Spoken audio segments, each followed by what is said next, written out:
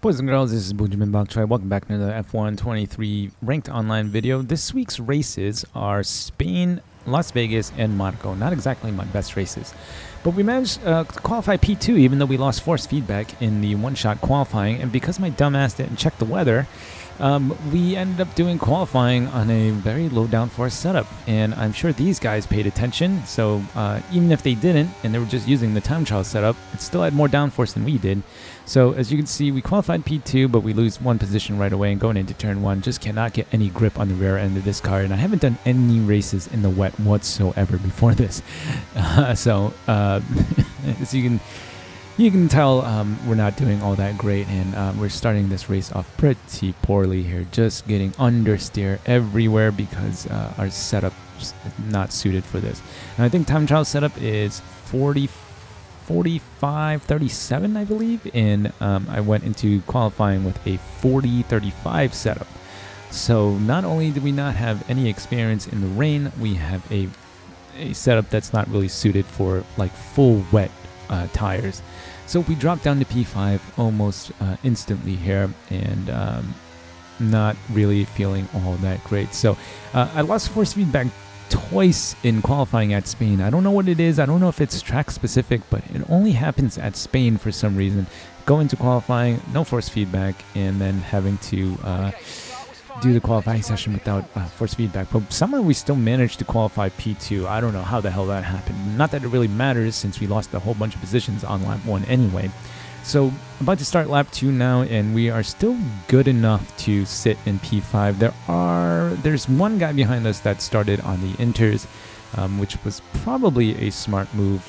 As you can see now, he's up to P6 and only 5 seconds ahead of us, or 5 seconds behind us.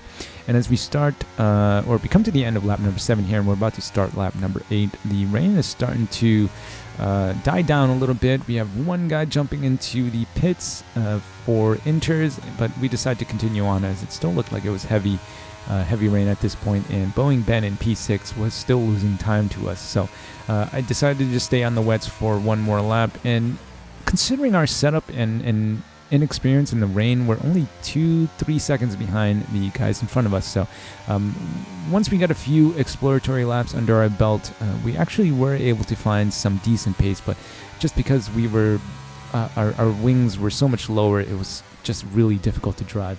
Coming into this right-hand corner here in third gear and still not being able to get any turn in, so a lot of understeer here. I mean, this setup is on the edge enough in the drive, so you can imagine just how poorly it felt to drive in full wet weather. But yeah, the guy in front of us that jumped onto the inters is now 18 seconds behind us, and he's just gaining. At this point, I wasn't really quite sure if I wanted to jump onto the inters yet. 10 laps left to go, and I was like, I wonder if he's going to have enough pace to gain all that time back on us, 18 seconds. And yeah, it turned out the answer was yes, he was able to.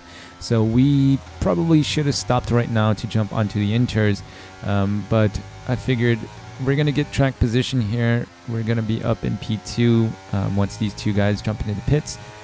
And who knows, maybe these guys will start making mistakes on track and fall even further back. So as you can see, Jose Gamer gets a 5-second penalty. And I decided to stay on the wets, which was probably the wrong move. I believe GTO was in front of us, and he couldn't manage to claw any of that time back. And we get passed by Jose Gamer and Wi-Fi Password in P3. And we managed to sit in P4, so I suppose we did gain one position back. I think if we had stopped for inters, we probably still would have finished P4 anyway. Now the leader currently is still on the wet weathers, but he was about 11 seconds ahead of us when these other guys jumped into the pit lane in front of us, so he should still have enough of a gap to finish in first. But yeah, just did not have any pace here. Like I said, Spain, Las Vegas, and Monaco, 3 of my worst tracks possible in this game, so just the deck was just stacked against us. Poor setup choice because we didn't check the weather, even though I always tell you guys to check the weather before the race starts. It's been a week since I've done any racing in this game, so the last time I uploaded a video was the last time I did a competitive race in this game. So I just wasn't really in the zone and just did not check the weather. And yeah, wrong setup, no experience in the rain at a track that I'm not really strong at. So you can tell, didn't really have fun here. Started P2. I'm quite surprised that we qualified P2 without force feedback, but we ended up dropping to P4, and that's where we finished. So not a really strong race, but considering the conditions, I think it was an okay race for us to finish P5. Still not really happy, but I think we ended up getting like 91 points or something like that for that race win. Now, we did do one more race at Monaco before this race, but we qualified P4, got hit into turn 1, dropped to the back of the grid, and then avoided a couple of crashes, but we ended up getting crashed out by somebody else in front of us before we ended in lap number 1. So we qualified on pole in this race, managed to stay out on pole here. One guy going deep into turn 1. That's unfortunate, but we managed to stay out in front, and I think we were about 7/10 quicker than the guy in P2, so I figured we would be able to pull away. But as you can see, because the rules are set to normal, corner cutting was really rampant in this race. So we're just starting sector 2 now, and we are about 7/10 in front of P2. As you can see, everybody else behind is already dropping back. James Lubb, P3, is already a second and a half behind. Go into the chicane here. That one was okay, but we did end up gaining a little bit of time there, about 7/10 in front of the guy in P2 now, and just exploratory laps here. We qualified on softs. We started the race on medium, so I'm just looking for the grip now, looking for my braking zones. Yes, I'm still using the racing line assist, but that doesn't really matter much. The racing line assist is just kind of a guide. It's not exact. So you do still have to be somewhat conservative and figure out where you're supposed to be braking. So yeah, as we start lap number 2 now, we are about 7.5 tenths in front of P2, and looking pretty strong now. I figured we only have about 50% battery left, but since we had decent pace in qualifying, I mean, sure, the guy could have made a couple mistakes in qualifying, which would explain why he was so far off in qualifying and still able to stay behind us here. But as we head down to the tunnel and hit the chicane again, you will see why he is able to stay so close behind us.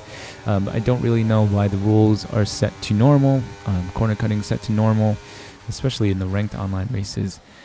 So we managed to get through there, but he just completely cuts the corner and gains like 0.4 of a second on us. Now, yeah, I apologize for the dip in my mouth if you're wondering what that lump is. I got dip in my mouth. Still trying to quit smoking. Gotta go buy some gum, but for now I'm just dipping to give my lungs a break.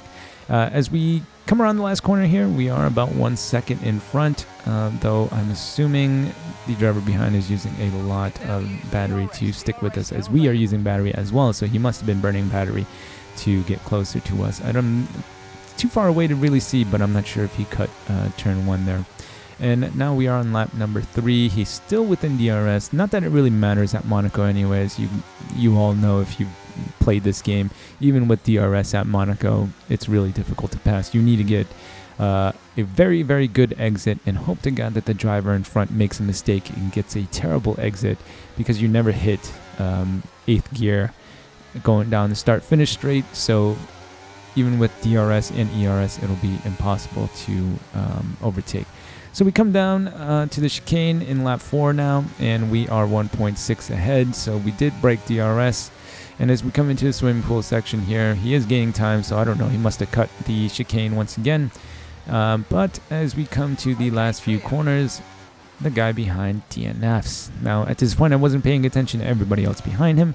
I was just worried about the gap to P2, but look at this, as we start lap number 5, we're already a full pit stop ahead of everybody else. So now we just have to not drive like an asshole and not hit the walls and destroy our car, and we should be able to come home with the victory really, really easily. So yeah, not too much action going on here. First few laps were a little tight just because the driver behind was cutting corners to stick close to us. Now, I know you say, why don't you just cut corners? Well, I like to drive as close to not cheating as possible. Yes, I know the game allows the corner cutting, but still, I don't like corner cutting. And this is why I don't like races at Monaco. As you can see, we start the final lap and everybody has DNF'd behind us. I don't remember how many guys were in this race, maybe 7 or 8. I know there weren't too many, but by the time we hit like lap 18, we were the only driver left on track. So not only is it impossible to pass at this track, it just sucks that by the end of the race, you're the only one left. So at this point, really nothing left to push for. We already have the fastest lap. I don't even know if that factors into how many points you gain at the end of the race as we clatter the wall there, but no damage. And so yeah, I don't know if the fastest lap really affects your score or anything like that, but it's still nice to get the fastest lap anyway, and there's really nothing to race for. So I understand Monaco is on the schedule, or on the season schedule, and they want to incorporate Monaco into the ranked online lobbies, but I really don't enjoy weeks like this where you're racing at Monaco. At least at Hungary, there's like a chance to overtake. At Monaco, there really isn't. Even if you're faster than the guy in front of you, as long as they're not making a mistake, or a big enough of a mistake to destroy their car, it's really difficult to pass. But we ended up with a victory anyway. I'll take it, even though it was really a very boring race and not much happened after lap 3 or lap 4. So I think we ended up getting like 50 points for this win, or 51 points for this win. So that saw us up to the promotion zone for silver once again. I just don't play this game enough during the week to really get enough points to get promoted. But I'm going to try to actually work for promotion this week and see how well we can do. So that was at Monaco. So we were down to 44. Oh, we gained 71 points. So we have 115 points, bringing us to P3 in our division standings right now, and hopefully I can get another few more races in before the week is over. So there were 8 guys. Our third race here sees us back at Spain. We managed to qualify in P1, and once again we lost force feedback in one-shot qualifying as Baby Soli jumps to start. Now fortunately for us, he doesn't do the dick move that most guys do and just drive into everybody and destroy their race. He ends up falling back and allows everybody else to race. So thank you, Baby Soli, for doing the right thing. We're still in P1 after the first few corners, and looks like P2 is using a lot of battery. I don't like to use too much battery, but he's on the inside. He's not close enough to really do anything, but because I don't want him to dive, I leave the space anyway, just in case he does. And he goes in kind of tight here for this corner. I thought he was going to make a late move, but fortunately for us, we avoided any contact there. So we are about just about half a second up. Oh, I hate that left-hand turn there and just cannot find the grip. And again, just a few exploratory laps as we go out a little bit. I know I complain about track limits, but that's fine. We didn't gain too much time there, and everybody goes out wide there anyway. Plus, I think we earned it for having to deal with everybody else cutting corners in every other race. So, the 3 drivers behind us are actually close enough to be battling each other on this first lap, which allows us to get out of DRS before we even finish the first lap. Now, there was a chance of rain towards the end of the race, and it looked like it would show up like lap 14 or so, as we are now 1.5 seconds in front of P2. So now lap 11, it's getting really dark. Yes, we are 7.5 seconds in front of P2, but with the threat of rain coming on, and me knowing that I suck in the rain, I figured 7.5 seconds might not be enough depending on when everybody decides to pit. So it's starting to get dark now. You'll see the first few drops of rain starting to fall momentarily, and I am starting to get a little bit worried now. Yeah, as we come into the corner that I hate, first few raindrops start falling and hitting the car, and we go out wide a little bit, but let's just not pay attention to that. So we are a little under 8 seconds in front of Bigfoot 839 in P2, and it is starting to rain now, a few laps earlier than I had expected. And I think we were supposed to come into pit on lap number 8 or lap number 9, but because the engineer was telling us that rain was momentarily, I think it was like 5 minutes away, I decided to just go along and see when the rain would show up. And we had a good enough gap to everybody else to where we can allow ourselves to go a little bit long on these tires. So P2 decides to jump into the pit lane at this point, and it still seems like it's not wet enough, although we are starting to lose a little bit of grip. Now, he was about 8 seconds behind, so we will wait to see what the gap is when he exits the pit lane, and then we will just kind of see what the gap is at the end of the next lap to see if he is gaining on us in these conditions. So as he exits the pit lane now, let's see how far behind he is. I think the pit stops at Spain are about 21 seconds or so. So yeah, it seems about right. He exits just a little over 29 seconds behind us, and now we're just going to wait and see if he is cutting that gap down or if it's going to stay the same. So lap 12 right now, about 29 seconds behind. So we only have about 6 laps left to go. 2 laps later, and the gap is still about 29 seconds. Now, I don't know what the rules are when it starts raining, and I'm not sure if I have to stop to put on a new set of tires or not. But because I didn't want to get DQ'd, and I know that P3 and P4 had already changed their tires as well, so they didn't need to worry about having to get a DQ for not changing their tires since they've already made their pit stops. I figured I should at least stop and put on the inters. At the very least, we will have fresh inters on the guy behind us, and even on inters, he wasn't really gaining on us anyway. So I didn't want to take the chance of pitting onto a set of mediums and having the rain get any heavier, and then not having any grip on the mediums. So I figured we'll just go on onto the inters, even though I think it's still dry tire running at this point. But we'll be on the same tires as the driver in P2, and we will be on much fresher tires. I think maybe 3 or 4 laps fresher than his inters, so we should still be able to have the pace on him. And fortunately for us, as we come out of the pit lane here, let's see what the gap is at. It's dropping, and we are about 7 seconds ahead, 7.5 seconds ahead right now. So we only have 3 laps left to go, and I figured I know I suck in the wet, but as long as we just don't make any huge mistakes, I think 7 seconds should be a good enough gap, even if the guy behind is much better in wet weather than we are. So 7 seconds now. The gap was starting to drop here a little bit. As you can see, we started at about 7.3, 7.2, and we are at about 6.7 now. But as we come into the left-hand turn here, the gap has jumped back up to about 7 seconds. So a little less anxiety now than there was at the start of the lap, as the gap now comes back up to about 7.2 seconds, and we are only 2 laps and 1 sector away from the end of the race here. So not too much to worry about. Now, the rain didn't get too much heavier. As you can see, it actually seems pretty light on some parts of the track here. So I think going onto the inters was the smart decision. I think it would, I suppose going onto the mediums wouldn't have been a terrible decision.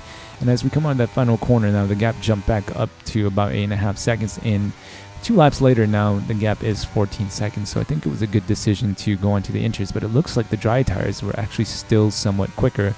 As you can see, P3 and P4 are actually closing up to the driver in P2, but that could just be due to driver errors and stuff like that. So yeah, there's a much better result than our first race at Spain, and we ended up getting about 50 points for this win because there was only 5 drivers in this lobby. But I will take a win, and I will take 50 points any day of the week. So yeah, there we go, guys. Not too much action in the races today, but I figured I'd just keep you up to date with our progress this week and put this video up. And if you guys enjoyed it and think I've earned it, feel free to leave a like, comment, or subscribe. Stay tuned for more. Remember to eat a bok choy, and I'll see you guys in the next episode. Hopefully I can get some more races in this week and secure that promotion to Silver 1, because the competition at Bronze was just really not all that great, but it's to be expected, I suppose. It's guys that really don't play too often, or guys that just aren't super quick. So hopefully we can get back up to Silver and Silver 2.